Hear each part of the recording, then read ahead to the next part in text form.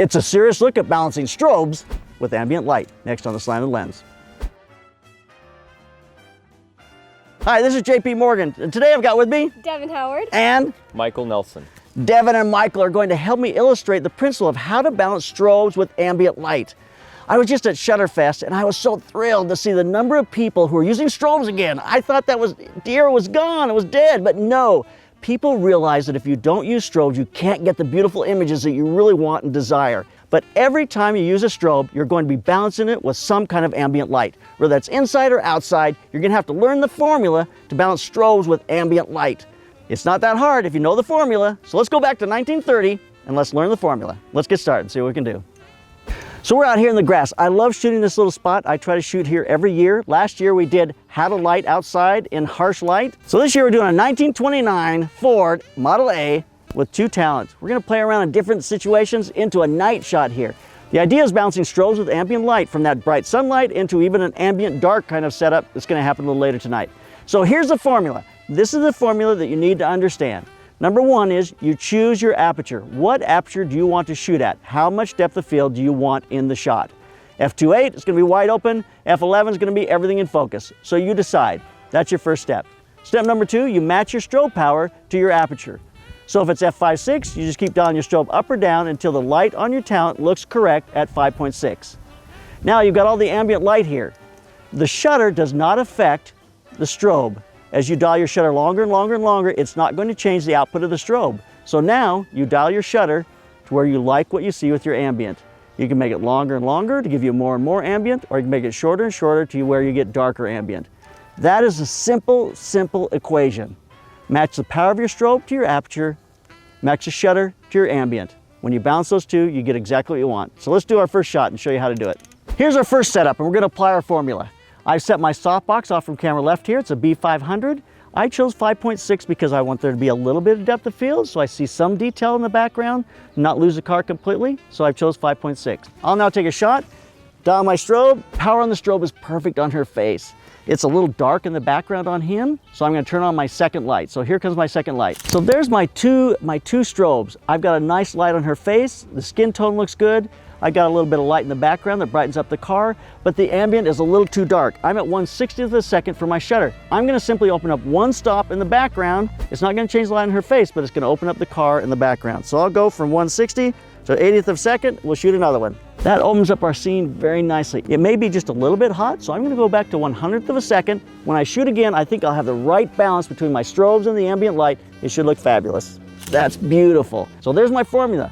5.6, balance my strobe to 5.6. Now I just open my shutter up to where all the ambient matches what we've got with our strobes, and it looks wonderful. So here's a more subtle application of the formula. First off, I'm going to take a shot of just the ambient light. I'm going to keep it fairly dark and fairly down, so let's get that shot.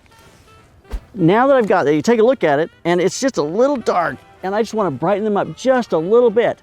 I know that I've now gone to 3.5 because I don't want as much depth of field because I want the background to fall more out of focus because they're at the car. So I can hold the car and then most of the car at 3.5 at this distance. So I'm now going to shoot a shot with that strobe balanced at 3.5. As I dial my power up and down, when it hits 3.5, I'm going to take my shot.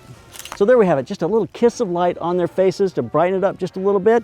I couldn't open this enough for the shutter to brighten this up in the foreground because my highlights from behind are just going to get hotter and hotter. It's going to look terrible. But I opened the background up to where those highlights just look nice and put a little strobe light in on that second shot. It looks beautiful. So there's combining our strobes with our ambient light, second setup.